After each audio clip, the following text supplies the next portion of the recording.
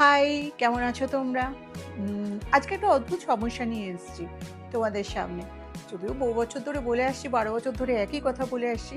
তাও একটু নতুন, নতুন সৌমি স্ক্যানকে গুছিয়ে নেওয়াটা আমার অভ্যেস এবং সেই চেঞ্জটার জন্যই তোমাদের সামনে এলাম। সেটা হচ্ছে আজকের ডেটে আমি যেটা দেখতে পাচ্ছি ওপেন পোরসের প্রচুর সমস্যা এবং তার সাথে, সাথে তোমাদের মুখটা না ভীষণ ফুলে যাচ্ছে। লাইক ডায়েট কন্ট্রোল করছো বা ওয়েট হয়তো সেইভাবে বাড়ছে না, কিন্তু প্রচুর পরিমাণে ফেসটা তোমাদের একটা পাফিনেস ফেসের মধ্যে একটা অদ্ভুতভাবে চলে আসছে।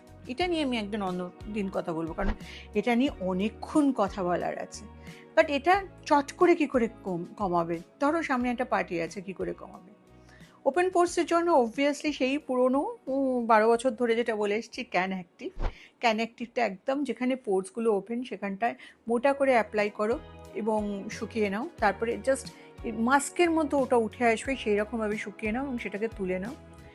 তারপরে যেটা করবে সেটা হচ্ছে আমাদের ক্যান অ্যাক্টিভ টোনারটা আছে না, সেটা একটুখানি ছোট্ট একটা আইস কিউব বানিয়ে নেবে। মানে ট্রেতে একটা পোর্শনে একটু ক্যান অ্যাক্টিভ টোনারটা ঢেলে দাও।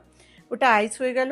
সেটাকে একটা মসলিনের কাপড়ে মুড়ে মুখের মধ্যে হালকা করে গ্লাইড করো, হালকা করে অ্যাপ্লাই করো। অ্যান্ড তারপরে ক্যানফেয়ার সেরাম ইউজ করো। দেখো তোমাদের ওপেন পোর্সের সমস্যার সাথে সাথে এই পাফিনেসটাও সেই দিনকার মতো অনেকটা কন্ট্রোল হয়ে যাবে। আর যদি সত্যি কন্ট্রোল হয়ে গিয়ে থাকে তাহলে আমাকে ফিডব্যাক দাও, যেটা সৌমিদি তোমাদের জন্য সবসময় ওয়েট করে। আর যেটা করবে সেটা হচ্ছে আমার চ্যানেলটা সাবস্ক্রাইব করবে, যেটা আমাকে মোটিভেশন দেয়।